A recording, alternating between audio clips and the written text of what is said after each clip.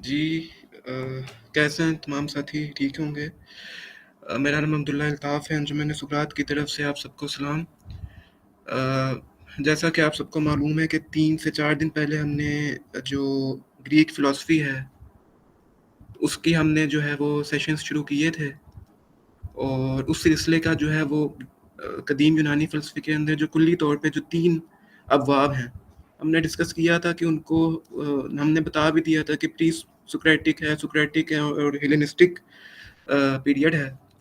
तो उसके अंदर जो पहला दौर है, जो काफ़ी अहम है, यानी उसको कहा जाता है कि जो वेस्टर्न फ़िलॉसफ़ी की जो आप बेशक पूरी दुनिया में जहाँ पर भी जाएँ, कोई भी आप अगर कोई नया रूम भी वो निकाल लेते हैं, कोई नई ब्रांच साइंस की या फ़िलॉसफ़ी की भी, तो उसके बीज आपको प्री सोक्रेटिक्स में या कुल्ली तौर पर ग्रीक फ़िलॉसफ़ी के अंदर मिल जाएँगे।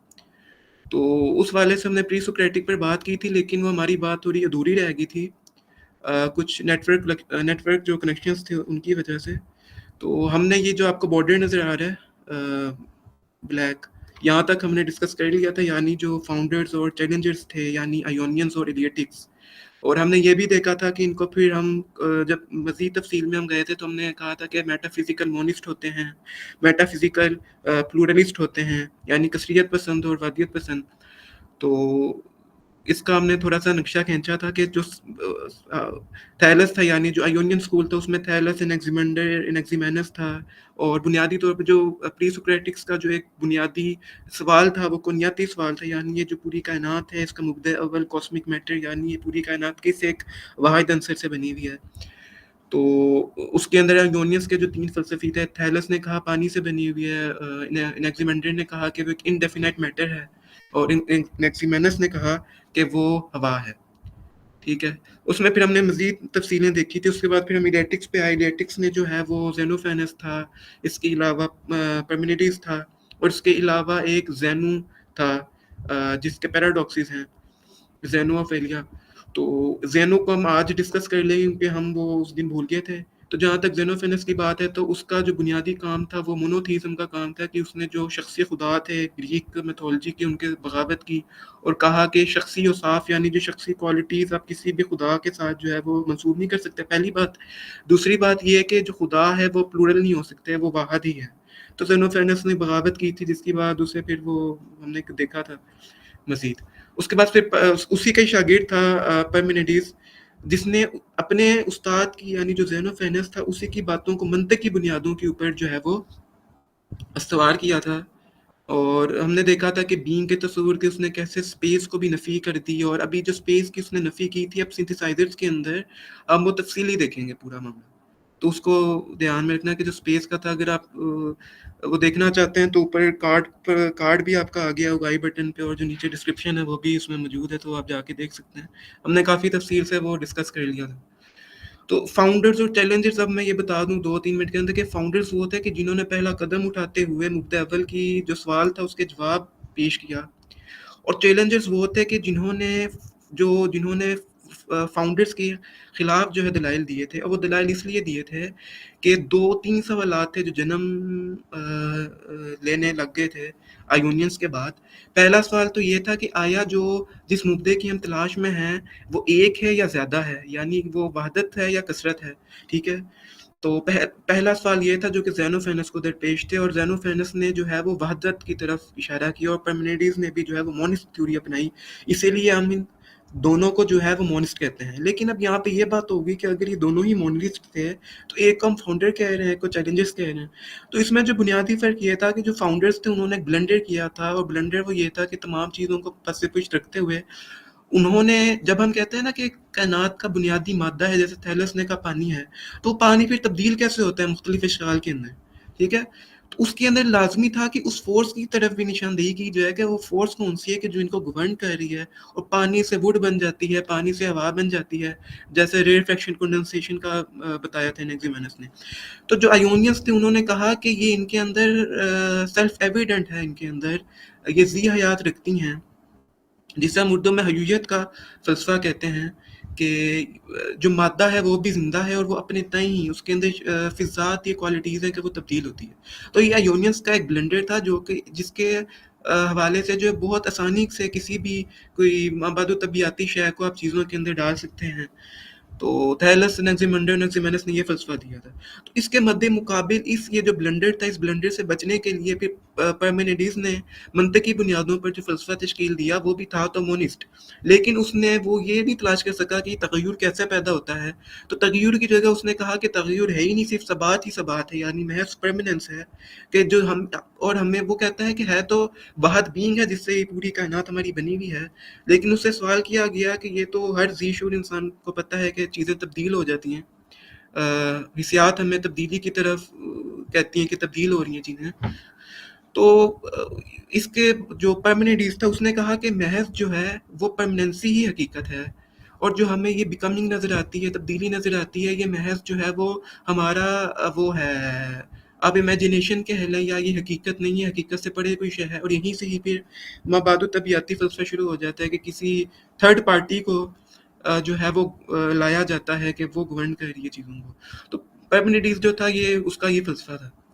उसके बाद फिर हमने हिराक्लिटस को भी देख लिया था, क्योंकि हमने कहा कि पाइमेनिडीज़ के साथ हिराक्लिटस को रखा जाए कि हिराक्लिटस ने जैसे पाइमेनिडीज़ ने जो है बीइंग का मक़ौला दरियाफ़्त किया और फिर उसका इस्तख़राज करते हुए पाइमेनिडीज़ ने जो है स्पेस की भी नफ़ी कर दी। फिर हम हिराक्लिटस की तरफ आए, उसका हमने अक्ल देखी, लोगोस देखी, और हमने ये भी जुमला कहा कि हिराक्लिटस के अंदर आधा हेगल मौजूद है। तो वो हम तफ़सील से तो नहीं देख सके, लेकिन हमने वो थोड़ा बहुत देख लिया कि ये दोनों जो है ना बीइंग और बिकमिंग के मक़ूलात इन्होंने बयान किए, दोनों ही मुतज़ाद थे। यानी बीइंग का मक़ूला महज़ परमानेंसी को शो कर रहा था, और जो हिराक्लिटस का फ़लसफ़ा था वो बिकमिंग, यानी हिराक्लिटस कहता है कि महज़ तग़य्युर ही सबात है, यानी तग़य्युर ही हकीकत है। तग़य्युर अज़ ख़ुद जो है वो परमानेंसी है, यानी तग़य्युर के अलावा और कोई शय वजूद नहीं रखती। तो अब जो हम सिंथेसाइज़र्स की तरफ आते हैं, सिंथेसाइज़र्स ने क्या काम किया कि इनका जो हम कहते हैं ना मेटाफिज़िकल प्लूरलिस्ट, यानी कसरियत पसंद फ़लसफ़ा इनकी एक प्रोडक्ट थी, ठीक है? एक बाय प्रोडक्ट थी इनका कसरियत पसंद फ़लसफ़ा के जो पैदा हुआ बीइंग और बिकमिंग के मक़ूलात को एक करते हुए, ठीक है? तो ये मैंने एक बुनियादी सा ढांचा देख सकते हैं, हमने सारा डिस्कस किया था इसके अंदर। ये जो बीइंग का मक़ूलात उसने इस्तिख़राज किया कि जो स्पेस थी, स्पेस की भी उसने नफ़ी कर दी थी, और ये स्पेस के जो बात है वो हम एटॉमिस्ट में देखेंगे। तो ये देखें, ये सारा हमने डिस्कस कर लिया था। तो अब मैं जो हूँ वो आता हूँ हसनैन उमर की तरफ कि वो अगर इसमें कुछ ऐड करना चाहें तो वो कर सकते हैं। जी हसनैन। जी अब्दुल्ला, बहुत अच्छी तरह आपने पिछले सेशन को ब्रीफली समझा दिया है ताकि हमें चीज़ें रिकॉल हो जाएं।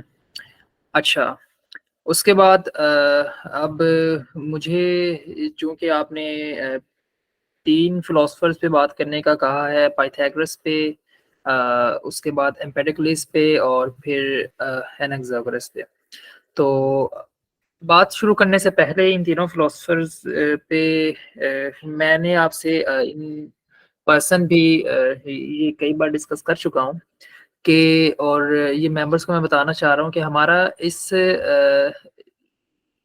2500 पुराने इन लोगों को डिस्कस करने का पर्पज़ ये है कि हम न सिर्फ ये हम सिर्फ ये नहीं चाह रहे कि उस इतने पुराने लोगों के, वो जो जिनको आज के 21st सेंचुरी के बंदा, उनके most of the 95% of their ideas would be just दकियानूसी या अनसाइंटिफिक, या उस पे आज के लोग उसे कहेंगे बहुत वियर्ड हैं।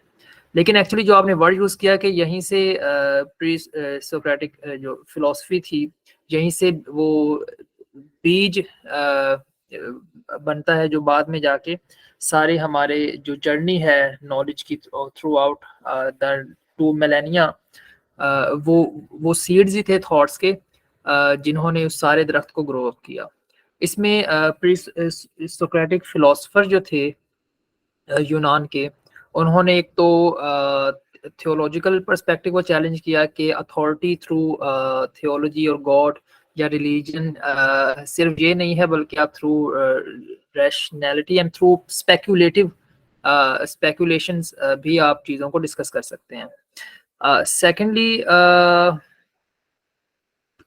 हमारा इस को ओवरऑल डिस्कस करने का पर्पस ये नहीं है कि हम वो इतनी पुरानी यूजलेस जो इंफॉर्मेशन है, जिसकी आज के दौर में मोस्ट ऑफ देम की हमें ज़रूरत ही नहीं है, उस 2500 साल पुरानी मोस्ट ऑफ इंफॉर्मेशन की, उसमें से सिर्फ हम वो चीज़ें और वो पॉइंट्स और वो कंसिडर करें जिन्हें हम 21st सेंचुरी के साथ रिलेट कर सकते हैं, और उनका थॉट पैटर्न जानने की कोशिश करें कि वो कैसे उस वक्त था और कैसे अब तक ग्रो अप हुआ है, सो दैट कि हम 21st सेंचुरी में अपने पास्ट को देखते हुए अब आगे मूव अप कर सकें। सो इन बेसिक पॉइंट्स के बाद अब मैं जो मुझे आपने 3 फिलोसफर्स के बारे में ब्रीफली डिस्कस करने का कहा था, मैं उनकी तरफ आता हूँ। सो फर्स्ट ऑफ ऑल जैसा कि आप शो कर रहे हैं स्क्रीन के अंदर, Pythagoras. So if you let me share my screen, तो मैं कुछ पिक्चर्स के थ्रू बता सकूँ। जी बिल्कुल, मैं 1 मिनट ये अपनी हटा लेता हूँ जी जी।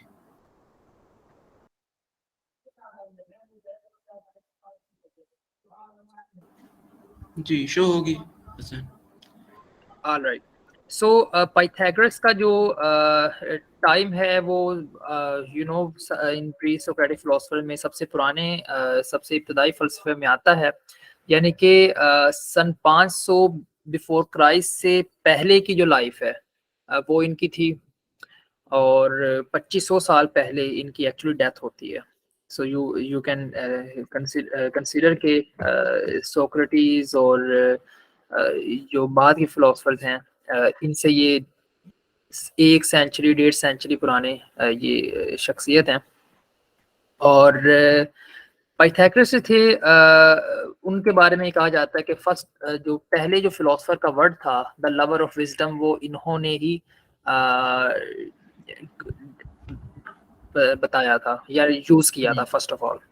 अच्छा, उसके बाद पाइथागोरस जो मेरे जो फेवरेट हैं, उसकी रीज़न ये है कि ये मैथमेटिसिज्म का जो आइडिया है कि एवरीथिंग जो है वो मैथमेटिकल है, एक्चुअली न्यूमेरिकल और सिम्फनाइज्ड, जिस तरह मैथमेटिक्स के अंदर होती है और बैलेंस के अंदर है, पूरी यूनिवर्स वैसे ही है। वो कहते थे कि हर चीज़ नंबर्स हैं और नंबर्स की हार्मोनी है, लेकिन लेकिन जैसे मैंने पहले इब्तदाई पॉइंट्स में कहा कि आज के 21st सेंचुरी के जो इंसान है, कॉमन सेंस रखने वाला, जो थोड़ी साइंटिफिक अंडरस्टैंडिंग रखता है, वो आज ज़्यादा एपिस्टेमोलॉजिकली वो ज़्यादा बेटर है उस वक्त के 2500 साल पहले के किसी भी शख्स से, इवन वो पाइथागोरस हों, चाहे वो कोई भी हो, प्री सोक्रेटिक या प्री सोक्रेटिक की फिलोसफर हो, by the knowledge, not by intelligence. वो बहुत जीनियस थे अपने एरा के उस सारे इन्वायरमेंट के अंदर, जो उन्होंने पॉइंट्स सोचे और जो उन्होंने स्ट्रगल की इंटेलेक्चुअल और पब्लिक के अंदर उनकी अवेयरनेस की अपने पॉइंट्स की। लेकिन मैंने जैसे पहले कहा कि 95% of their thoughts in present context are just दकियानूसी। तो मैथमेटिशियन का जो उनके आइडियाज तो बहुत अच्छे थे, लेकिन उन्होंने यानी कि के नंबर्स को वो डिग्निफाई करते थे रिलीजियस वे में, कि नंबर 1 जो है वो सारी एग्जिस्टेंस का जो है वो ओरिजिन है। नंबर 2 जो है यहाँ पे आके 2 डायमेंशनल स्पेस शुरू होती है और मैटर जो है वो इसको उससे डिनोट करते थे। नंबर 3 को जो है वो कहते थे कि ये इससे हम 3 पॉइंट्स जो हैं उससे हम ट्रायंगल बना सकते हैं, यानी कि the least enclosed shape, the least enclosed linear shape. तो अच्छा, यहाँ तक तो ठीक है, लेकिन फिर वो नंबर 4 को नंबर 5 को स्पेशली मैरिज से वो डिनोट करते थे। नंबर 7 को फिर वो आगे जाके उस वक्त का जो किंग था उसकी बर्थडे आती थी तो उसके साथ वो मिला के उससे ग्लोरीफाई करते थे। नंबर 10 की वो बड़ी रिस्पेक्ट करते थे, तो ये रिस्पेक्ट जो है वो बड़ी रिलीजियस नज़र आती है हमें। तो वो ऑल दो वो हार्मनी उन नंबर्स में देखते थे, लेकिन उनका कोई ऐसा साइंटिफिक या मैथमेटिकल उनके पीछे रीजन नहीं होते थे जिस तरह से वो नंबर्स को रिलेट करते थे दूसरे कंसेप्ट के साथ। अच्छा, फिर पाइथागोरस के मैथमेटिसिज्म की जब बात करें तो हमने अपने स्कूल में भी जो मशहूर पाइथागोरियन थ्योरम पढ़ा है वो उनसे डिनोट किया जाता है। अच्छा, एक चीज़ मैं बताना भूल गया हूँ कि पाइथागोरस जो है वो सिर्फ एक शख्स का नाम नहीं है बल्कि पूरे एक कल्ट का नाम है, पूरे एक उस बहुत रिलीजियस अहम बात। ग्रुप का नाम है। हाँ, और जैसा कि आप इस पिक्चर में देख रहे हैं बेसिकली ये पाइथागोरनिज्म के उस कल्ट को ही डिनोट कर रहा है कि जहाँ पे एक तरफ एक पाइथागोरस एज अ मिस्टिक शख्स नजर आ रहे हैं और उसके गिर्द उनके फॉलोअर्स भी हैं। और इसमें बेसिकली वो म्यूजिकल इंस्ट्रूमेंट्स के थ्रू उनको एंटरटेन करते हैं अपने फॉलोअर्स को एंड ऑल दैट। सो वो जो पाइथागोरियन थ्योरम है या उसके अलावा जो उनसे platonic solids first of all कहा जाता है कि उन्होंने डिस्कवर किए या उनके उनके बारे में बताया।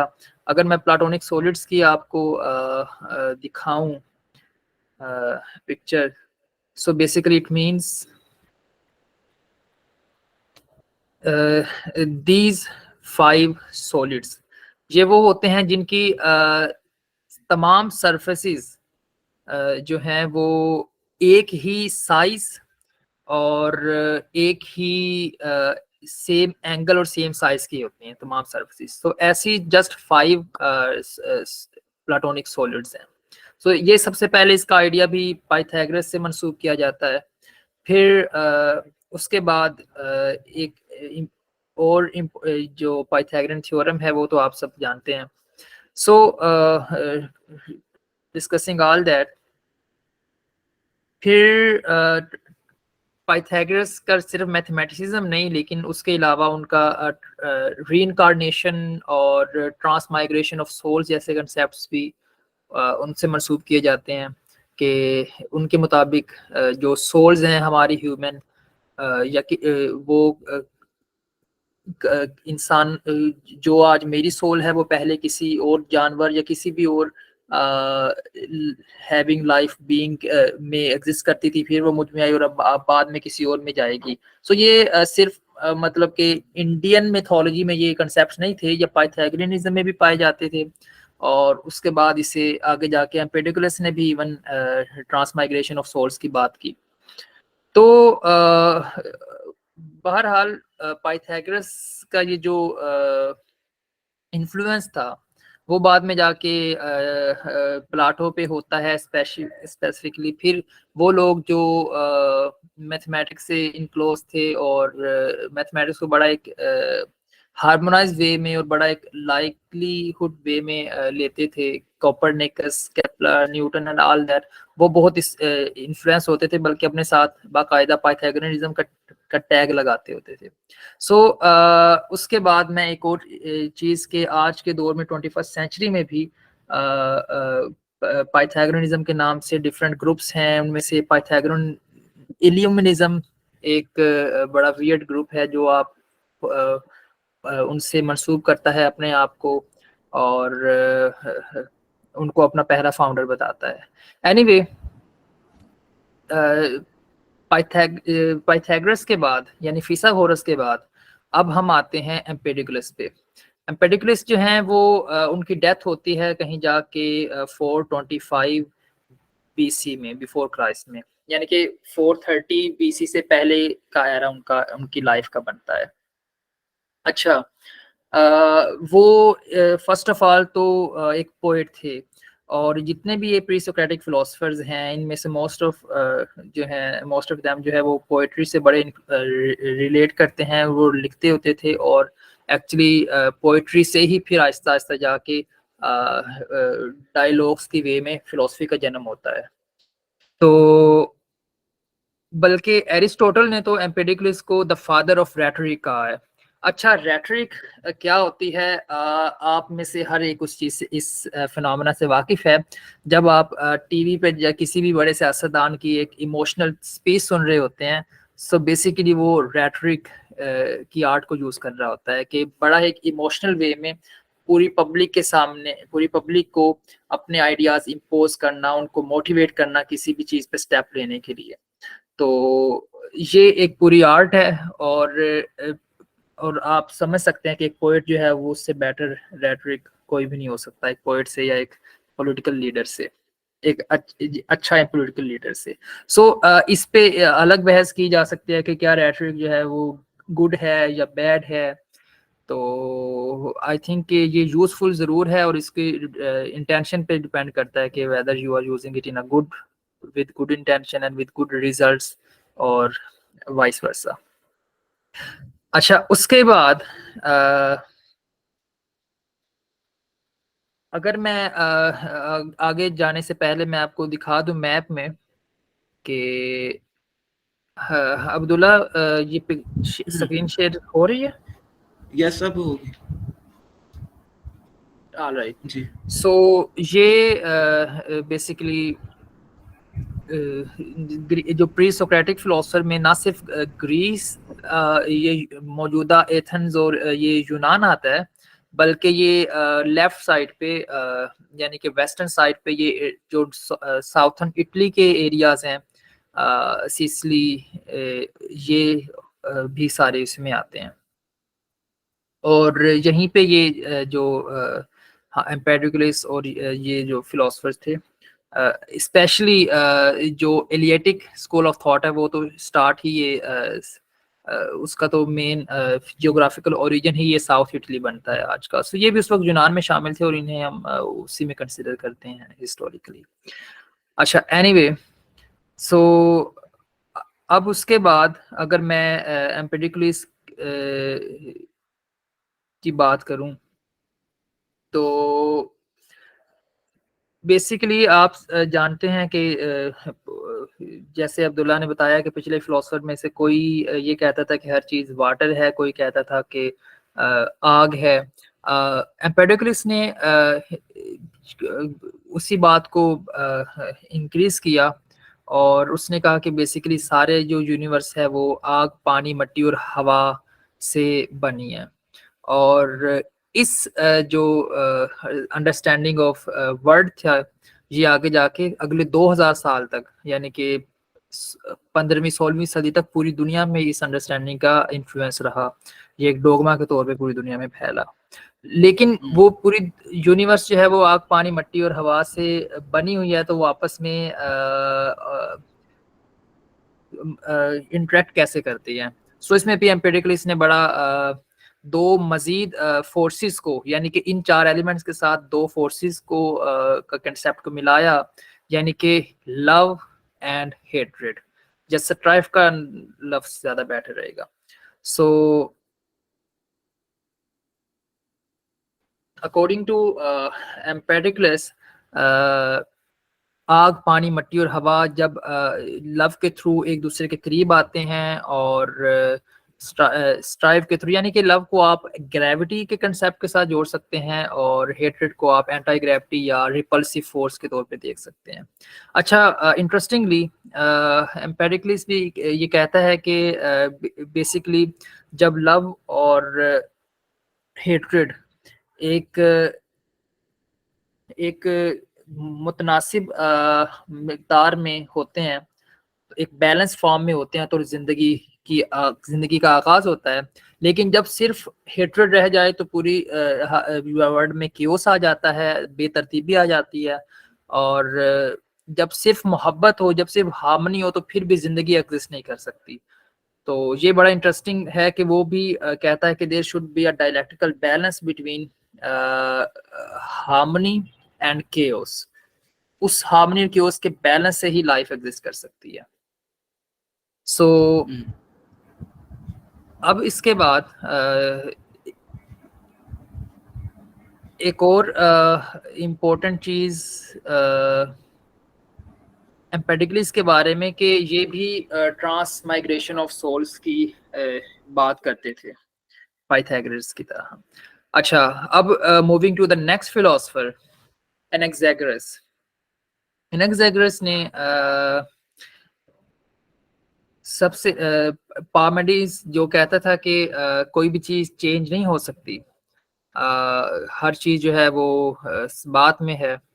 तो उसको उन्होंने उसको रिस्पॉन्ड किया और ये कहा कि नहीं, हर चीज़ इस बात में नहीं है बल्कि चेंज में है। और वो चेंज कौन कर रहा है? वो एक माइंड कर रहा है, नॉस कर रहा है। तो वो माइंड की फोर्स है जो पूरी यूनिवर्स में चेंज कर रही होती है हर वक्त। अच्छा, सेकेंडली एनाक्सागोरस ने एम्पेडिकुलस के इस कंसेप्ट को कि पूरी यूनिवर्स सिर्फ 4 एलिमेंट्स से बनी है, एनाक्सागोरस कहता है नहीं, पूरी universe uncountable numbers of different elements से बनी है। और ये सारे एलिमेंट्स जो हैं वो मिल के एक मिक्सचर के फॉर्म में ये यूनिवर्स बनाते हैं। There is everything in everything, कि इसका मतलब ये है, उसका ये जुमला है कि हर चीज के अंदर, यानी कि एक छोटी सी चीज के अंदर, फॉर एग्जांपल इंसान के अंदर पूरी यूनिवर्स एग्जिस्ट करती है। उसकी वजह ये है कि इंसान की जो मिक्सचर है इसके अंदर वो सारे एलिमेंट्स पाए जाते हैं जो पूरी यूनिवर्स के किसी भी और चीज के अंदर वो एलिमेंट्स पाए जाते हैं। सो इस पे अगर आप जानते हो, बड़ा मशहूर कोट है नेल डिग्रास टाइसन का कि न सिर्फ ये कि हम यूनिवर्स के अंदर हैं बल्कि यूनिवर्स हमारे अंदर है। वो सारे वो basic elements, hydrogen, oxygen, nitrogen, जो हमारे अंदर है वो पूरी यूनिवर्स के अंदर शुरू से थे और उसी कंपोजिशन के साथ हैं जिस तरह हमारे अंदर है। तो एक और इंटरेस्टिंग चीज एनाक्सागोरस के बारे में कि इन्होंने फर्स्ट ऑफ ऑल एक्लिप्सिस को, ये जो सूरज ग्रहण और चांद ग्रहण होता है, इसका आइडिया पेश किया। इन्होंने एक्चुअली डिड्यूस किया था, नॉट एक्सपेरिमेंटली, लेकिन इन्होंने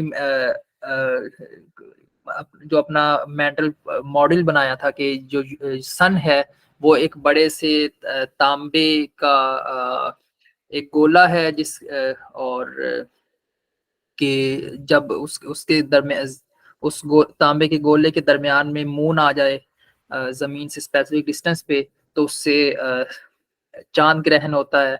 और जब जमीन जो है वो दरमियान में आ जाए चांद और सूरज के, तो फिर जब जब चांद जमीन और सूर्य के दरमियान में आ जाए तो फिर सूरज ग्रहण होता है।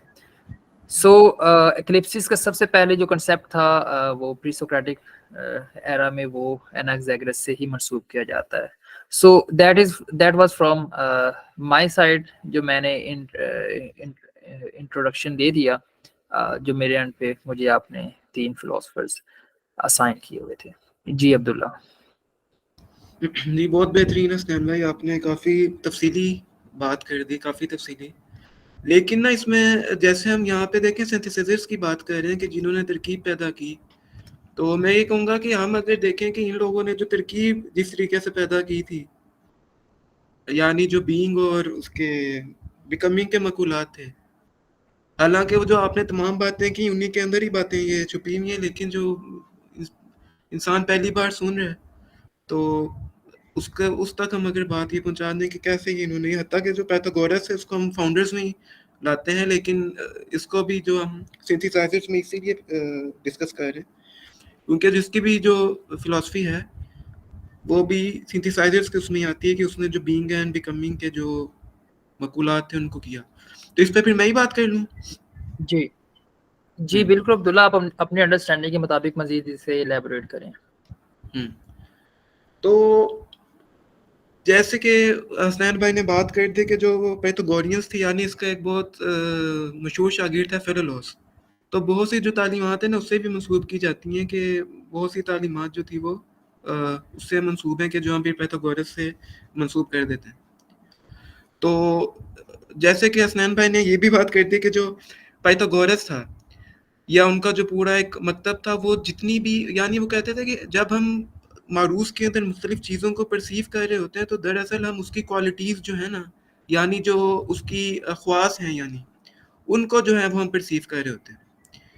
और जो जितनी भी क्वालिटीज़ होती हैं या जिसको हम उर्दू में ख्वास कहते हैं या खसूसियात कहते हैं, वो दरअसल वेरी कर सकती हैं, यानी मुख्तलिफ हो सकती हैं। अगर आप एक फ्रूट लें तो फ्रूट एक एब्स्ट्रैक्शन है, ठीक है, लेकिन उसके अंदर जो मुख्तलिफ हमने चंद एक एब्स्ट्रैक्शन बना ली कि ये फ्रूट हो सकते हैं, उनके अंदर फिर अगर आप कंक्रीट फॉर्म में आ जाएं, आप अमरूद ले लें, सेब ले लें, केला ले लें, तो वो आती है एक ही एब्स्ट्रैक्शन के अंदर है कि वो उसकी एक खास हैयत है, उसके अंदर विटामिन होती है, लेकिन उसके अंदर वो कहते हैं कि जो एक बुनियादी एक जो पैथागोनियंस के मुताबिक चीज़ है वो है उनको नंबर्स के अंदर काउंट करना, या उनको वो कह देते थे कि उनकी हैयत है बुनियादी, उनको वो नंबर्स के साथ एसोसिएट कर देते थे।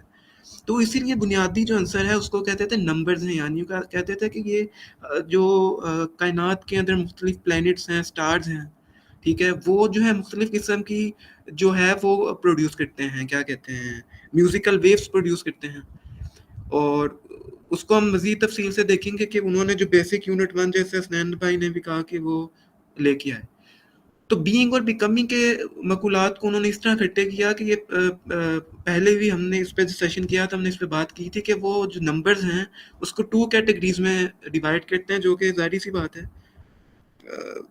सबको पता है कि even numbers and odd numbers जो हैं उनमें ये जो है वो इनको तकसीम कर देते थे कि कहते थे एक तरफ इवन नंबर्स हाँ, हैं। मैस्कुलिनिटी में और इनको फेमिनिटी में डिस्क्रिमिनेट करते थे। तो यहाँ पे वो ये कहते थे कि जो दो नंबर्स हैं ये बीइंग और बिकमिंग के जो मकुलात हैं उनको ये जो मेरे मुताबिक ये डिफाइन करते हैं, और पैथागोरियन जितना मैंने स्टडी की है वो कहते हैं कि जो इवन नंबर है जी ना दरअसल वो अनलिमिटेड है, इसको अभी हम देखेंगे, और जो ऑड है वो लिमिटेड है। इवन अब अनलिमिटेड इसलिए है कि जैसे मैं 10 ले लेता हूँ, एक बेसिक 10, तो इसके बाद 8 आएगा, ठीक है, उसके बाद फिर 6 आ जाएगा, उसके बाद फिर 4 आएगा, उसके बाद फिर 2 आ जाएगा। अभी हम इसे देखते हैं, यानी इवन वो होते हैं कि जो कि 2 पे डिवाइड हो सकें। अब वो कहता है कि ये जो बिकमिंग का प्रोसेस है इसमें हर जो बिकमिंग का प्रोसेस है, यानी 10 के बाद हमने 8 के ऊपर जो नंबर आया, यानी कोई मुतय्यन शुदा शक्ल हमारे सामने आई, दरअसल ये एक डिटर्मिनेट फॉर्म है, एक मुतय्यन शुदा शक्ल है जो कि आ गई। फिर जब ये थोड़ी सी और चेंज होगी तो ये एक और डिटर्मिनेंट फॉर्म के अंदर हमारे सामने आ जाएगी। तो ये ग्रेजुअली बिकमिंग का प्रोसेस है, यानी अगर मैं 888 लिख लूँ, अगर 888, तो अब इसको आप जो है वो करते जाएं बिकमिंग, तो पता नहीं कितनी आपकी फ्रैक्शंस बन जाएंगी, ठीक है। तो वो इस हवाले से कहते थे कि ये एक अगर ग्रेजुअली बिकमिंग का प्रोसेस है कि चीज़ें जो होती हैं ना वो है तो नंबर्स के अंदर, यानी सेब को अगर मुझे नहीं पता वो क्या देते होंगे, लेकिन मैं इमेजिन कर रहा हूँ कहते हैं 6 है, ठीक है। तो वो दरअसल जो 6 है वो ये नहीं कि वो सेब ही रहेगा, वो फिर बीज बन जाएगा, बीज से फिर एक नया दरख्त उभर आएगा, तो वो यूं ग्रेजुअली प्रोसेस के अंदर दिखते थे। और ऑड को वो लिमिटेड कहते थे कि जैसे मैं कह रहा हूँ कि 3 नंबर है, तो 3 2 से डिवाइड नहीं हो सकता, 3 अपने ऊपर ही डिवाइड होगा और उसका जो अल्टीमेट नंबर है वो 1 आएगा, ठीक है। और ये वाला जब हम इसको फिर से 2 पे करेंगे तो ये फिर से 1 पे आ जाएगा। तो वो कहते थे कि जो अल्टीमेट रियलिटी है, यानी जो इस पूरी कायनात का जो आप कह लें कि अल्टीमेट रियलिटी है वो 1 है, यानी 1, ठीक है।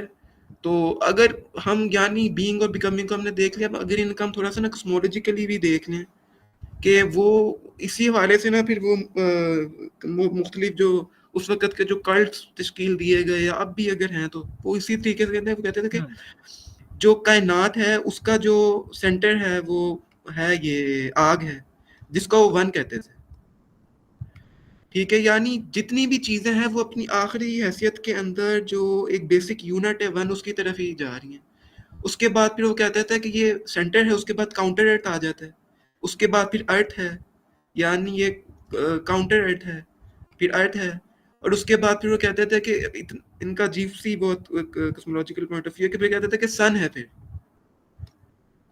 फिर सन है, और उसके बाद फिर मून है, और फिर कहते थे कि 5 प्लैनेट्स हैं, 5 प्लैनेट्स, ठीक है, 5 प्लैनेट्स हैं, और उसके बाद कहते थे कि फिक्स्ड नंबर्स ऑफ स्टार्स हैं, जो कि जितने भी उन्होंने नंबर कहे होंगे वो हैं। तो काउंटर अब देखें जो कहा जाता है कि जो प्लेटो ने अपना नज़रिया मिसाल तश्कील दिया, तो पाइथागोरस से उसने काफ़ी मवाद हासिल किया कि जो नंबर्स की जो उन्होंने हैयत एक तश्कील दी कि बुनियादी जो खसूसियात तो तब्दील होती रहती हैं मादी अशकाल की, लेकिन जो बुनियादी हैयत है मादी अशिया की वो नंबर्स हैं। तो वो नंबर्स कहते थे कि वो किसी आप कह लें कि सांचे हैं कुछ जो कि अलग किसी कायनात में मौजूद है, जिनको वो काउंटर रेट का नाम दे देते हैं, और वो कहते थे काउंटर रेट को हम देख नहीं सकते लेकिन ये एग्जिस्ट करती है, और उसी के ज़रिए फिर अल्टीमेट रियलिटी जो 1 है उसके ज़रिए फिर इसके ज़रिए वो पेशन गोइयाँ करते थे मुख्तलिफ किस्म की, ठीक है, वो खैर जैसे हसनैन भाई ने कहा कि उसे डिस्कस करने का इतना वो नहीं है। ये उनका जो कॉस्मोलॉजिकल मॉडल था वो तो मैंने इसलिए बता दिया कि ये एक देखने वालों को एक पता लग जाए कि उन्होंने ये तश्कील दिया, और जो वन अल्टीमेट रियलिटी थी वो ये आग थी जिसकी तरफ हम बढ़ रहे हैं, और रीइंकार्नेशन का प्रोसेस भी उनका इसी तरह था कि अल्टीमेट रियलिटी के जा रही हैं चीज़ें, तो उसके बाद फिर से वो रीइंकार्नेट हो जाती हैं अपनी मुख्तलिफ हालतों में। तो पाइथागोरस का जो यही था कि बीइंग और बिकमिंग के मकुलात को उसने कैसे कहा। बाकी जो आबाद है इदरीस ज़ात का रिसाला, उसका हमने इसके ऊपर भी हालांकि करना है।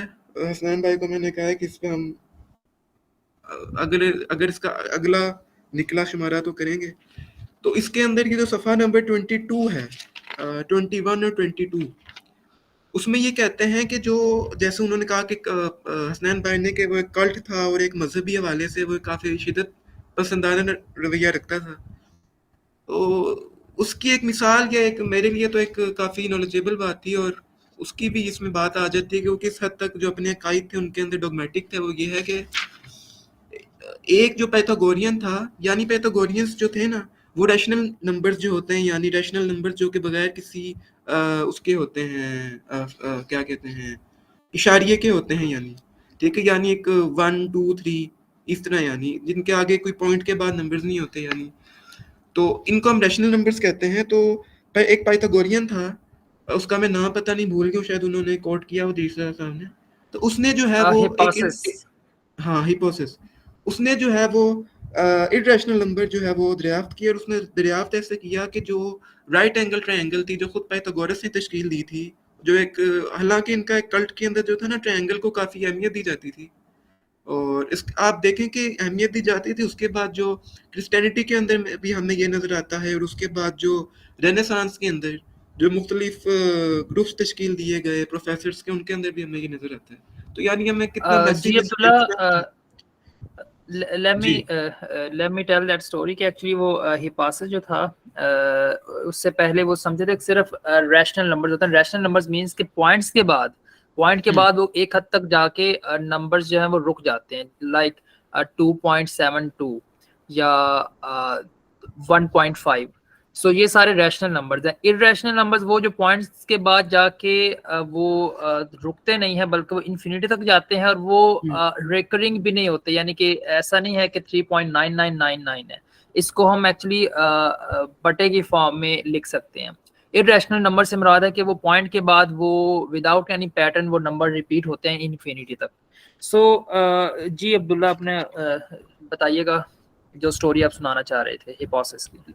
जी, तो हिपोसिस ने वो जो है वो इरेशनल नंबर्स को दरियाफ्त किया, और उसका मैं तरीका बता रहा था कैसे दरियाफ्त किया, कि जो पाइथागोरस ने राइट एंगल ट्रायंगल दरियाफ्त की थी, तो उस राइट एंगल ट्रायंगल को जो है वो उसकी जो अज़ला की जो लंबाइयाँ थी, यानी ठीक है, उसके जो एंगल्स की लंबाइयाँ थी, वो उसने 1 1 के नंबर से ली, और जो उस 1 1 के जो नंबर है उसको जब उसने A square plus B square is equal to C square के हवाले से जब उसने पुट की वैल्यूज, तो आप अभी कर सकते हैं, तो उसका जो आंसर आता है वो अंडर रूट 2 आता है। और अंडर रूट 2 का जो आप उसको जब स्क्वायर रूट खोलेंगे, तो उसका जो स्क्वायर रूट आता है वो 1.41421356 एंड गो ऑन, ये आता है। तो कहा जाता है कि इतने डोगमेटिक थे कि जब पता लगा, पहले तो इसने छुपाए रखा जिसने ये दरियाफ्त किया था इरेशनल नंबर, लेकिन जो ही इसके साथियों को पता लगा तो इसको रास्ते के अंदर जो है वो गला दबा के मार दिया गया एक समुद्री सफ़र में। तो ये काफ़ी एक हैरानकुन बात थी, लेकिन यह सहरा इन्हीं के सिर जाता है कि इन्होंने इरेशनल नंबर्स को दरियाफ्त किया। बाकी ये कि जो इन्होंने वन नंबर को अल्टीमेट यूनिट या अल्टीमेट रियलिटी कहा, वो दरअसल इसलिए कहा क्योंकि उस वक्त तक ज़ीरो नंबर दरियाफ्त नहीं हुआ था। ज़ीरो नंबर मेरे ख्याल से 5th एंड 6th सेंचुरी के अंदर इंडिया में दरियाफ्त हुआ, तो इसीलिए उन्होंने ये बात की। उसके बाद आपने फिर जो है वो उसकी बात की, ये एम्पेडोक्लस की। तो एम्पेडोक्लस ने भी देखें जी बुनियादी काम जो हम क्या मेरा मानना ये है कि जो कॉन्सेप्ट्स हैं ना, उसके ज़रिए अगर हम चीज़ों को समझते हैं तो काफ़ी बातें हमारी हल हो जाएंगी। कि एम्पेडोक्लस ने भी जिस तरीके से आपने बात तो कर ही दी, लेकिन उसको मैं थोड़ा सा और खोलूँगा कि उसने जो लव एंड स्ट्राइव फोर्सेस के हवाले से बात की, एक उसके हवाले से वो फिर 4 कॉस्मोलॉजिकल, जैसे आपने दिखाया कि वो भी दिखाता है कि पहले एक शक्ल थी कि लव ही लव थी, जिसको अट्रैक्शन फोर्स कहता है, वो एक गोल दायरे के अंदर थी। फिर उसके अंदर जो उसके सेंटर के अंदर जो है वो रिपल्जन फोर्स ने पेनिट्रेट किया। यानी पहले जो लव फोर्स थी एक गोल दायरे के अंदर, इससे हम बिग बैंग की भी जो है वो शक्ल ले सकते हैं, और तमाम जो पूरी कायनात थी उस एक गोल दायरे के अलावा वहाँ पे हेट फोर्सेस थी। तो उन हेट फोर्सेस ने आहिस्ता आहिस्ता उसके अंदर पेनिट्रेट किया, और पेनिट्रेट होने का जो नतीजा ये निकला कि वो लव फोर्सेस जो है बिखर गई। अब यहीं से असल बात स्टार्ट होती है। मैं अगर आगे जाऊं कि जैसे ही एक फोर्स थी, एक गोल दायरा था। जी जी जी जी अब्दुल्ला, प्लीज कंटिन्यू करें, फिर मैं एक छोटा सा कमेंट करूंगा इस पे। हम्म। तो एम्पोडोक्लस ने कहा कि एक लव थी और ये आगे सारा हेट था। तो बुनियादी तौर पे ये बताना तो मकसूद नहीं है, बताना मकसूद ये है कि उसने बीइंग एंड बिकमिंग के मकुलात को कैसे कहा, और जो उसने यानी जो 4 एलिमेंट्स थे उसका बैकग्राउंड बता दूं कि वो कहता था कि जितने भी फ़लसफ़ी हैं, थैलस है, एनक्सिमेंडर, एनक्सिमेनस है, उनके जो आपस में नज़रियात हैं ना वो टकराते हैं आपस में। यानी अ, अगर एनक्सिमेनस कहता है कि पानी से सब कुछ बना हुआ है, यानी वाटर से, ठीक है, बुनियादी जो आंसर है वो वाटर का है, और उसके बाद एनक्सिमेनस कहता है कि बुनियादी आंसर एयर है। तो अब इन दोनों के देखें ना वो कर रहे हैं आपस में कॉन्ट्राडिक्ट कर रहे हैं कि फिर वाटर जो है वो एयर भी बनाती है, ठीक है, थैलस के मुताबिक, और इनएक्सिमानस के मुताबिक एयर जो है वो वाटर भी बनाती है। और अगर यहाँ पे आप हिराक्लेटस को ले हैं तो वाटर, एयर, आग भी बनाती है, और जो हिराक्लेटस की आग है वो पानी भी बनाती है और एयर भी बनाती है, यानी कॉन्ट्राडिक्ट कर रहे हैं। यानी एम्पोडेक्लस ये कहता है कि हम अल्टीमेट रियलिटी तक नहीं पहुंच सकते कि वो क्या है।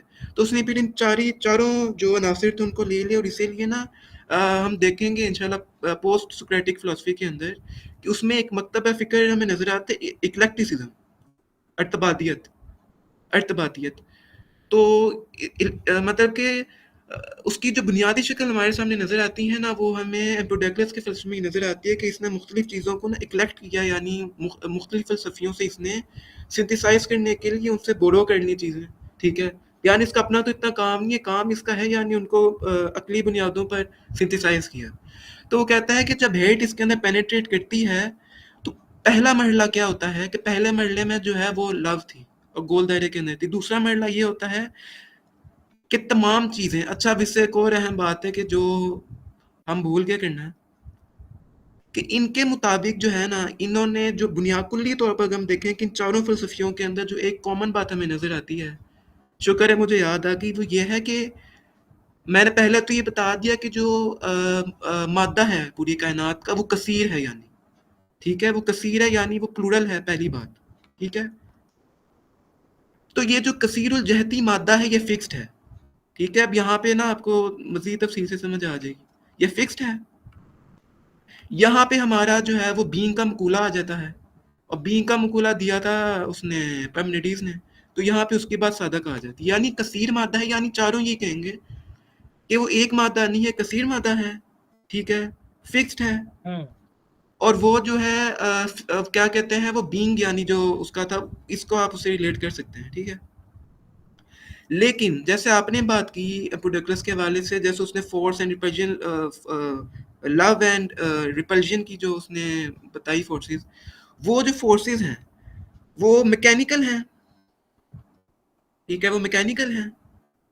और मैकेनिकल हवाले से ये बात है कि वो बिकमिंग के उसको शो करती है, कि वो बिकमिंग का प्रोसेस लेकर आती है, ठीक है। ये मैंने कहा ये मैं बता दूं कि ये इससे हमें समझने में मजीद आसानी होगी। तो सो वो पहले जो मरहले की 4 एलिमेंट्स हैं वो बीइंग्स हैं, और जो ये उसमें बिकमिंग का एलिमेंट है वो ये 2 फोर्सेस लेके आती हैं।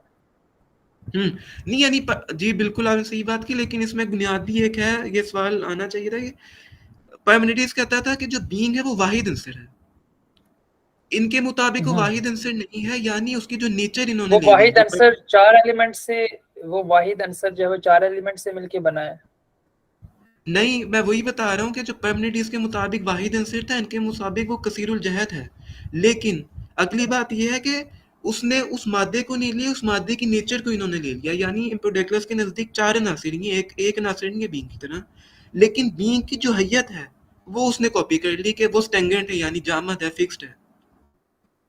और जब वो, मैं बताता हूँ अभी, जब वो यानी पहली तो ये मरला है ना कि वो लव था, दूसरा है कि जब उसके अंदर हेट एंटर हुई तो उसने सेंटर के अंदर पेनिट्रेट किया तो एक तरफ वाटर आ गई, ठीक है, और एक तरफ जो है वो एयर आ गई, एक तरफ अर्थ आ गई, और वाटर अर्थ एयर, और एक तरफ जो है वो फायर। फायर आ गई। तो ये जो थी वो चार हमारे पास इकट्ठे हो गए। अब यहाँ पे वो बात करता है कि दरअसल जो मुख्तलिफ जो ज़रात के अंदर जो चीज़ें हैं, यानी वाटर के जो, यानी जब हेट फोर्स अंदर आएगी तो ये नहीं हो सकता कि वाटर के ज़रात जो हैं वो फायर के साथ मिल जाएंगे और फायर के ज़रात जो हैं वो अर्थ के साथ मिल जाएंगे। वो कहता है ये अलग अलग हो जाएंगे, यानी ये एक दूसरे के साथ पहले पहल नहीं मिलेंगे, यानी एक अलग अलग हो जाएंगे। और यही इसके अंदर लैकिंग थी, जो बाद में फिर जो है वो एनाक्सागोरस ने भी उसको बताया कि जो स्पेस का वो बाकी बातें थी, यानी जब हेट अंदर पेनिट्रेट की तो वाटर अलग हो जाएगी, एयर अलग हो जाएगी, और यही उसकी फिक्स्ड नेचर है जो कि परमिनिटीज के फलसफे से इन्होंने ले ली। ठीक है, यहाँ तक ये परमानेंसी का शो करते हैं। ऑलराइट। अच्छा, उसके बाद वो कहता है कि ये परमानेंसी तीसरा मरला ये है कि ये फिर जब अलग अलग हो गई और वाटर के अलग हो गए, सब चारों अनासिर के एलिमेंट्स अलग अलग हो गए, तो फिर इनके अंदर क्या होता है कि ये आपस में मिलना शुरू होते हैं, फिर इनके अंदर लव पैदा होती है, और वो क्रिएशन का मरला है।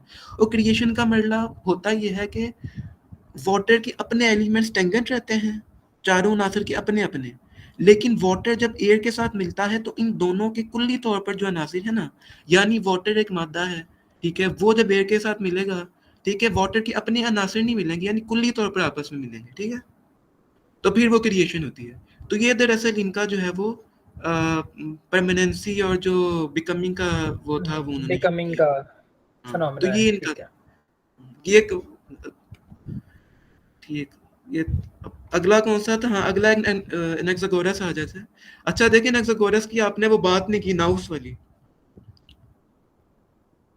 नाउ उसका माइंड वाली बात एक्चुअली मैंने कर दी थी कि अकॉर्डिंग टू हिम ये माइंड है जो चेंजिंग लेके आता है पूरे यूनिवर्स में।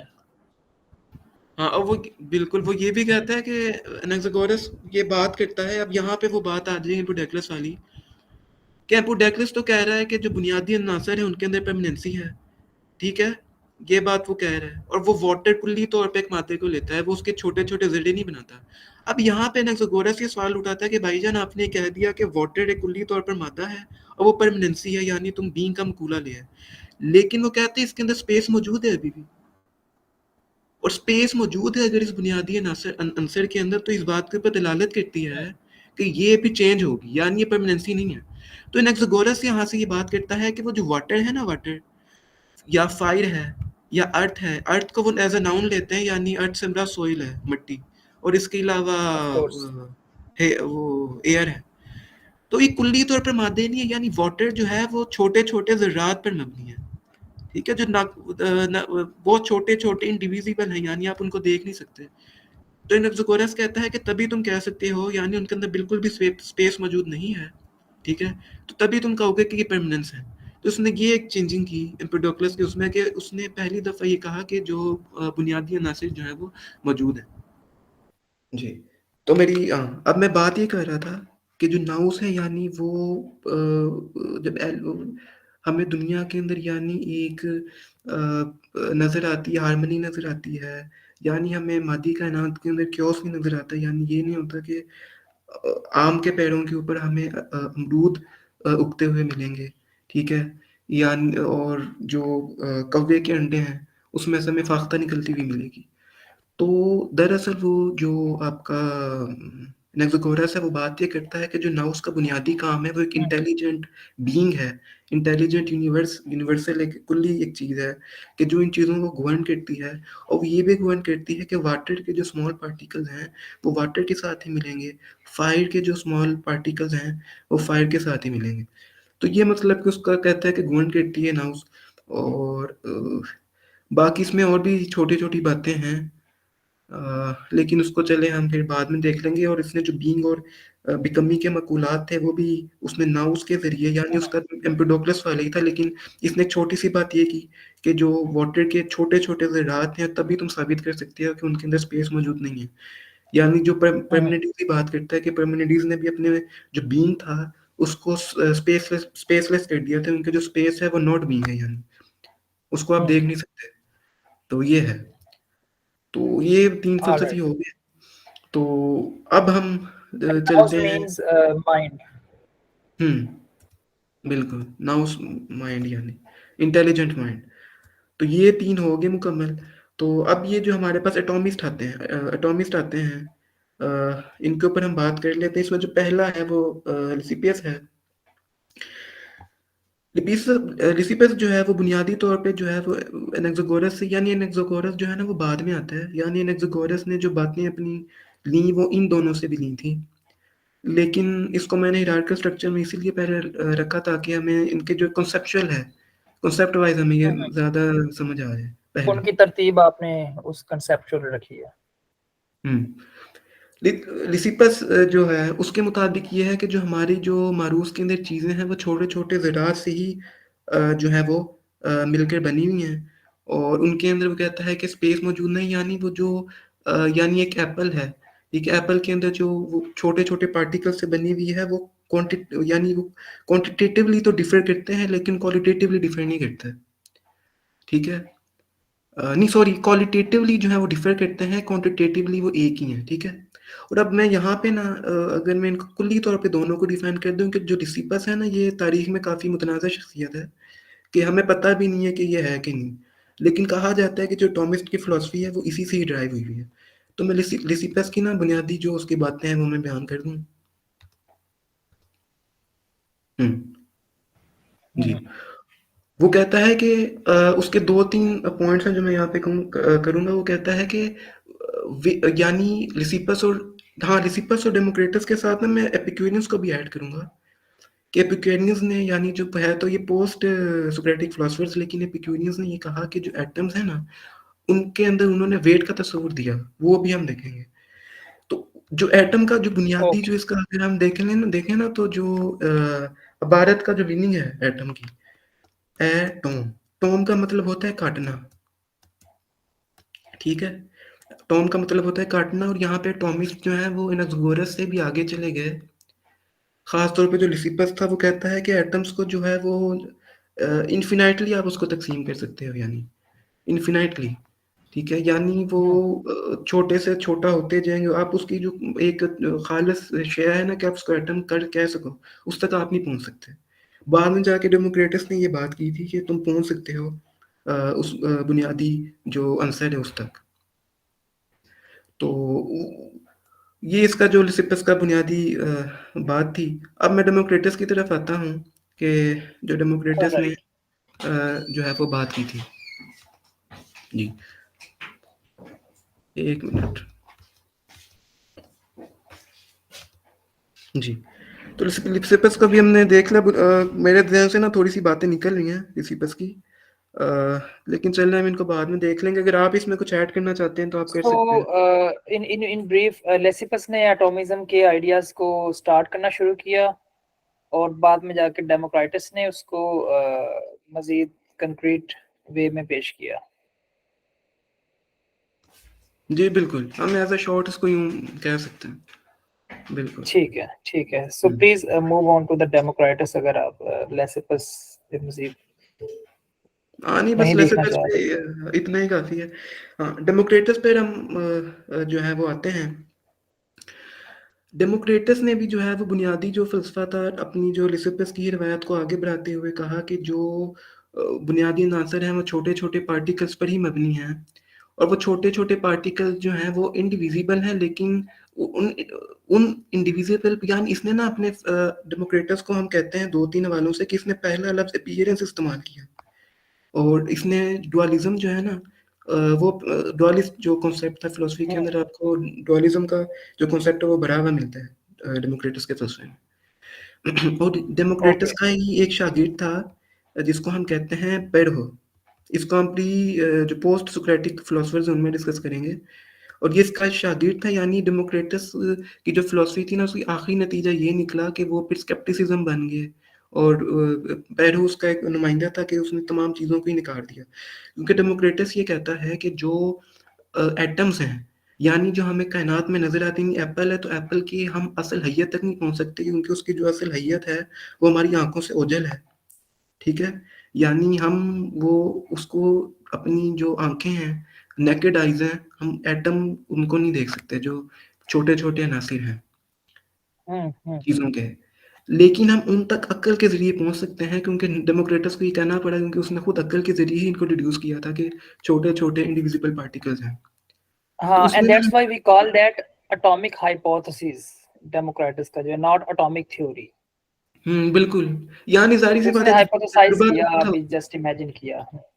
तजुर्बा तो उस वक़्त ना हालात थे ऐसे, तो बिल्कुल सही बात है, हाइपोथेसिस कह लें। तो यानी इसने ना दुनिया को 2 उसमें तक़सीम कर दिया, यानी एक मज़ाहिर की कायनात है और एक जो है वो एसेंस है यानी इन डेप्थ रियलिटी है मादी अशिया की। तो इसी हवाले से फिर वो उसने हेडोनिज़्म का कॉन्सेप्ट ले आया और उसने कहा और जो एक आप कह सकते हैं कि हेडोनिस्ट फ़िलॉसफ़ी के मद्दे मुकाबले एक फ़िलॉसफ़ी लेके आया कि लज़ीतियती फ़लसफ़े के से हट के कि हमें जो है वो रहना चाहिए, सादगी की ज़िंदगी गुज़ारनी चाहिए। वो कहता है कि आपको लज़ीती फ़लसफ़ा उसी वक़्त जो है वो परवान चढ़ता है कि जब आप हिस्सी अशिया जो है ना, हिस्सी अशिया को ही असल अशिया मान लें। और वो कहता है जो दरअसल हिस्सी अशिया हैं उससे इल्म तो आप हासिल नहीं कर सकते क्योंकि वो मुज़हर हैं। पहली बात ये है कि आप उसका इल्म नहीं हासिल कर सकते। इल्म हासिल करने के अलावा दूसरा जो इसका बाय प्रोडक्ट वो ये है कि वो आपको लज़्ज़तियत की तरफ जो है वो बढ़ा देती हैं कि आप उससे वो लज़्ज़त हासिल करते हैं। अ, वो कहता है कि फिलहाल तो दरअसल हुँ। जी? हेलो? जी, प्लीज़ कंप्लीट योर टॉक, तो फिर मैं जी। क्वेश्चन करता हूँ। जी, तो वो कहता है कि दरअसल जो वो हिस्सी जो अशिया हैं उसके ज़रिए जो है हमें लज़्ज़त हासिल होती है और वो असल लज़्ज़त नहीं है। वो कहता है कि जो असल लज़्ज़त है वो अक़ली तौर पर हासिल की जा सकती है और वो इसी इसमें है कि आप सादगी से ज़िंदगी गुज़ारें और सादा खाएँ, सादा पहनें और जिसके हवाले से फिर स्टोइक्स ने भी इससे मवाद हासिल किया और जो इसने ये बात की ना कि हम असल अशिया का इल्म ही नहीं हासिल कर सकते, तो दरअसल इस पहला-पहल तो डेमोक्रेटस की इस फ़लसफ़े से यानी पीएनएस के जो उसने लफ़्ज़ इस्तेमाल किए, उससे जो सोफ़िस्ट थे, उनने तो मवाद लिया लेकिन बाद में उनकी अपनी जो पूरी एक रिवायत थी ना, उसको जो है वो इस पैरों ने जो है वो ख़ाक में मिला दिया कि जो उनके ज़ावियत पसंदाना फ़लसफ़ा था सोफ़िस्ट का, वो बिल्कुल स्केप्टिसिज़्म में जाके ग़र्क हो गया। यानी सोफ़िस्ट का अपना फ़लसफ़ा भी जो है वो डेमोक्रेटस के शागिर्दों के हत्थे चढ़ के वो बिल्कुल ज़वाल पज़ीर हो गया। अपने आखिरी मराहिल में यानी ये 2nd, 3rd and 4th century में। अ, ठीक हुँ, है? हुँ। तो ये छोटी-छोटी बातें थी सो जो कि मैंने अब्दुल्ला, ये मुझे थोड़ा वियर्ड लगा है, क्योंकि क्योंकि डेमोक्रेट्स को क्योंकि एम्पिरिसिस्ट समझा जाता था और एम्पिरिसिस्ट जो हैं वो they are more incline with के सेंसुअल वर्ड ही ज़्यादा रियल है। तो जो हुँ, उसने डेमोक्रेट्स ने उस पे कहा कि सेंसुअल वर्ड जो है वो अपीयरेंस जो है वो नहीं है, बल्कि उसकी जो एसेंस है एटॉमिक वाइज वो असल है। तो हुँ। हाँ, एक ये एक ये बात चीज़, और सेकंडली अखलाकियात के ऊपर फिर हेडोनिज्म के मुकाबले में उसके जो सूफिया जो एक सादगी का कि तस्वुर इंटेलेक्चुअल हम सादगी और इंटेलेक्चुअल एंजॉयमेंट जो है उसको उसने किया। चलो, that is the part of his psychological nature. लेकिन वो दूसरे की अगर आप बताएं कि उसने क्यों इस एम्पिरिकल डाटा को, मेरा ख्याल है कि उसने उसको प्रपोज किया होगा, एम्पिरिसिज्म को, नॉट के हुँ, हुँ, हुँ। हाँ, डिक्लाइन ये किया होगा। बहुत अहम सवाल है ये। देखिए यहाँ से एक और बात आ गई कि वो जब कहते हैं ना कि एटम्स कैसे मिलते हैं आपस में, बाकी क्या बातें हैं। तो वो जो एनाक्सागोरस की जो चीज़ें थी ना, यानी एनाक्सागोरस को एक और मैं एनाक्सागोरस के हवाले से बात भूल गया कि वो पहला फ़िलसफ़ी था जिसने माइंड बॉडी यानी एक माइंड का तस्वुर दिया। पूरी वेस्टर्न जो वेस्ट सिविलाइज़ेशन है, कि कुल्ली ऑफ तौर पर एक कोर्स। माइंड है। जो कि फिर एब्सोल्यूट एक चीज़ है जो हेगल भी उसे नाम इस्तेमाल करता है। तो डेमोक्रेटस ने जो है ना, डेमोक्रेटस पहले आता है, एनाक्सागोरस ने जो है वो डेमोक्रेटस को जो है वो डिनाई किया हुआ है और डेमोक्रेटस ने एनाक्सागोरस का वो जो माइंड है उसे डिनाई किया हुआ है। क्योंकि डेमोक्रेटस के नज़दीक वो जो तब्दीली होती है वो एक मैकेनिकी असूल है, ठीक है? जो कि एटम खुद डिवाइस करते हैं। यानी एटम के अंदर कोई वो माइंडफुल चीज़ नहीं है वो। तो बाकी जो आपका जो है ना सवाल, वो भी काफ़ी अहमियत का हामिल है। उस हवाले से जो है वो यही कहा जा सकता है कि उसने अक्ली हवाले से बात नहीं की कि देखिए ना, उसने फिर लॉग लॉग भी तो देखे हैं कि एम्पिरिसिस्ट ही था। यानी एम्पिरिसिज्म का मतलब ये नहीं है कि आप किसी अपीयरेंस और एसेंस में चीज़ों को नहीं तब्दील कर सकते। यानी इसने फिर लॉक को भी मवाद फराहम किया, डिकार्ट को भी, जैसे मैं कहने वाला था कि इसने प्राइमरी क्वालिटीज और सेकेंडरी क्वालिटीज को भी देखा कि जो प्राइमरी क्वालिटीज हैं उनको तो आप प्राइमरी क्वालिटीज को आप अक्ल के जरिए हासिल करते हैं, यानी जो उसकी शक्ल है, हम्म यानी एक ट्रायंगुलर शेप है तो वो आपके दिमाग में है मोल्ड, कि आप उसको हम्म रेक्टेंगल, शक्ल क्या है, एक्सटेंशन उसकी कैसी है वो। और बाकी प्राइमरी ये है कि उसका जायका कैसा है, उसकी स्मेल कैसी है, तो वो स्टैंडर्ड्स में आ जाती है। तो ये ना उसका पूरा फलसफा ना डुअलिस्ट नेचर का है। तो वो कहता है कि अक्ल को ले आता है कि अक्ल के जरिए ही आप उन तक पहुंच सकते हैं चीज़ों को, लेकिन वो किसी अलग कायनात का तस्वुर नहीं पेश करता। वो कहता है कि वो मादी शय के अंदर ही है जिसको आप अक्ल के जरिए ग्रैस्प कर सकते हैं। ठीक है, यानी आप इंपेरिसिस्ट नहीं कह सकते, आप मटेरियलिस्ट कह सकते हैं, मेटाफिजिकल हम्म। Materialist philosophy. क्योंकि मटेरियलिज्म के अंदर ऑल फिर राइट। कॉजेशन भी आ जाती है, क्योंकि एम्पिरिसिस्ट तो जो है वो जदीद फलसफे में कॉजेशन को भी निगेट कर देते हैं, हालांकि कॉज एंड इफेक्ट बिल्कुल एक हम्म अकली फिनोमेना है। तो उस हवाले से आप इसको देख सकते हम्म। हैं। तो बुनियादी तौर पे ये तो ऑलराइट अब्दुल्ला भाई, डेमोक्रेटिस भी हो गया। अब इस पूरे सिंथेसाइजेस को अगर आप 2-3 जुमलों में कंक्लूड कर दें, और हम्म आज देखिए की मीटिंग को फिर सिंथेसाइजर्स हम को एंड मैंने पे ले जाएं। हाँ, सिंथेसाइजर्स को मैंने शुरू में ही कर दिया था, ये जो मैंने पूरा एक बनाया था कि उन्होंने जो हम्म कसीर जहती जो उनकी जो वो थे अनासिर थे, उनको तो उन्होंने एज अ फिक्स्ड नेचर में लिया, लेकिन जो उसके ऊपर जो फोर्स अप्लाई होती है उसको उन्होंने एज अ बिकमिंग प्रोसेस ले लिया। यानी शुरू में जो सवाल मुब्दे से उठा कि कायनात का मुद्दा क्या है, यानी कॉस्मिक मैटर क्या है, फिर सवाल ये उठा कि वो एक है या दो है, यानी कसीर है या एक है, सिंगुलर है, ठीक है, प्लूरल है या मोनिस्ट है। उसके बाद ये सवाल आया कि आया वो अब्सोलूट नेचर रखता है या वो आहिस्ता आहिस्ता गामजन है, यानी उस हकीकत की तरफ। तो वो फिर हिराक्लिटस का बिकमिंग का फलसफा आ जाता है कि वो आहिस्ता आहिस्ता जा रहा है, और बीइंग का तस्वुर परमिनिटीज का ये आ जाता है कि वो जो है एक स्टेंगेंट चीज है। उसको फिर वो देखे ना, मेटाफिजिक्स का बानी कहा जाता है परमिनिटीज को। और उसने जो कहा जाता है कि उसने जो अरिस्टोटल का लॉ ऑफ नॉन कॉन्ट्रडिक्शन था उसकी बुनियादें बना दी थी। ठीक है, यानी law of non contradiction tautology, यानी ए इज इक्वल्स टू ए। ठीक है, तो जब ये तमाम बातें होगी तो उसके बाद ये फिर बात आई कि जो चेंजिंग हमें नजर आती है उसको भी साबित किया जाए, और उसके साथ ही साथ इस बात को भी साबित किया जाए कि जो चीजें हमें नजर आ रही हैं, यानी जो बाद में आने वाली फिलोसफियों ने जब पिछले फिलोसफियों को देखा, तो ये ग्रेजुअल प्रोसेस है ना एवोल्यूशन का, तो उन्होंने देखा कि तो कॉन्ट्रडिक्ट कर रही हैं बातें। तो एम्पोडोक्लस साहब आए, उन्होंने कहा कि चारों नासिर हैं। फिर चारों नासिर में से हम्म एनाक्सागोरस ने कहा कि इनके अंदर तुमने परमानेंसी तो कह दिया, जो कि एक लॉजिकल कंक्लूजन था, लेकिन परमानेंसी तुमने कैसे कह दिया कि जब तुमने कहा कि वाटर एक कुल्ली तौर पर मादा है, तो जब तक तुम उन्हें स्मॉल पार्टिकल्स में नहीं डिवाइड करोगे तो तब तक जो है वो तुम उनके अंदर, क्योंकि स्पेस मौजूद होगी ना उनमें, जब तक आप उन्हें स्मॉल पार्टिकल्स में नहीं करते, और स्पेस इस बात के मुतकाजी है कि वो फिर स्पेस चेंजिंग करती है, जब स्पेस होगी तो वो चेंज होंगे।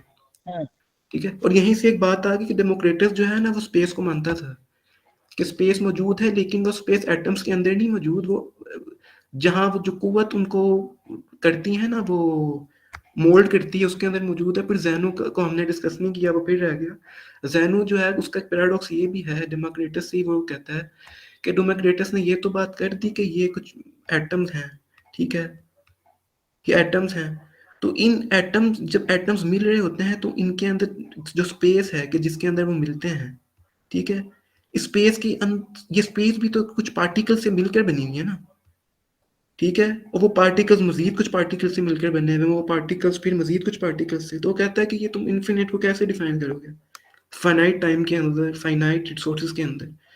तो खासी डेमोक्रेटस ने इस हवाले से भी बात की होगी कि अक्ल के जरिए आप पहुंच सकते हैं कुछ चीज़ों के अंदर, एक्सटेंशन के हम्म अंदर, या जो टेबल है उसकी जो एक स्ट्रक्चर है उसके अंदर। बाकी जो स्मेल वगैरह है वो आप यूं हासिल कर लेंगे। और चंद बातें मेरे दिमाग में और भी आ रही है कि नेक्सोगोरस ने नेक्सोगोरस ने नहीं, लिसिपियस ने ये बात की। अब लिसिपियस मुझे भूल गया था, थोड़ा थोड़ा आ रहा है दिमाग में कि लिसिपियस की तरफ ये तमाम जब सवालात किए गए ना कि स्पेस जो है वो, जैसे एनाक्सागोरस ने कहा कि स्पेस की नफी कर देनी चाहिए, तो लिसिपियस ने जब कहा कि चेंजिंग होती है और चेंजिंग किसी क्योंकि लिसिपियस और डेमोक्रिटस दोनों ही मटेरियलिस्ट फिलोसफर थे और दोनों ही एनाक्सागोरस की जो माइंडफुल चीज थी यानी नाउस उसको निगेट कर दिया। तो अब ये किस तरह उनको कहेंगे कि अगर इन्होंने कह दिया कि मैकानिकी असूल है, ठीक है, तो जो स्पेस का होना तो लाजमी है कि स्पेस होगी तो वो चेंज होंगे। तो लिसिपियस यहाँ बात करता है कि आपको दो ज़वात यानी टू मोड्स हैं ना एग्जिस्टेंस की, उनको मानना पड़ेगा। और वो है, पहली चीज है वो जो एटम्स हैं, छोटे छोटे पार्टिकल्स, और दूसरी चीज है स्पेस यानी वर्ल्ड। स्पेस। तो यहीं पर देखिए, यहाँ से भी आप बीइंग और बिकमिंग यानी नॉट बीइंग यानी बिकमिंग का प्रोसेस, यानी स्पेस खुद बिकमिंग के प्रोसेस को करती है। यानी जो चीज बिकमिंग के अमल में है वो पहले नॉट बीइंग से ही बिकमिंग के उसमें जा रही है। ठीक है, तो जैसे पीस ने ये भी बात की कि दो हैं। तो ये बुनियादी तौर पे थी, कुछ कुछ बातें आ गई जहन में। तो सो आई थिंक बेसिक पॉइंट्स जो हैं, बल्कि डिटेल वाइज वो चीज़ें डिस्कस हो गई हैं प्री-सोक्रेटिक फिलॉसफी की। तो प्लीज़ अब्दुल्ला, इसी के साथ आज की मीटिंग को फिर इख्तिताम पे पहुंचाते हैं। सो बाकी थैंक यू हाँ, वेरी मच फॉर योर यहाँ पे एक वो मैंने एक्सपर्टीज। कहा कि एक हम यहाँ पे एक बात कर दूं कि इसको आगे हम इंशाल्लाह लेके जाएंगे। और जो सुकराती फिलोसफी है और उसके बाद पोस्ट सुकरेटिक है। और मेरा तो ये भी ख्याल है कि चले हम वो अब मीटिंग में देख लेंगे जो होगी हमारे ऑडियंस की, कि मेरा तो ख्याल ये है कि जो क्रिटिसिज्म हुआ ना, यानी जैसे अरस्तू की किताब थी पॉलिटिक्स, यानी ये तो हम फिलोसफी को देख लें, साथ में जो लिंग्विस्टिक्स का काम हुआ उसको भी हम देखें कि अदब पारों की तख्लीक कैसे हुई, उनको परखने के क्या क्या असूल दरियाफ्त किए गए, उनको भी देखेंगे तफसीली। ऑलराइट, तो अभी फिर हमें इजाज़त दें। बहुत शुक्रिया। Thank you very much Abdullah. Thank you. अल्लाह हाफिज। अल्लाह हाफ़िज़।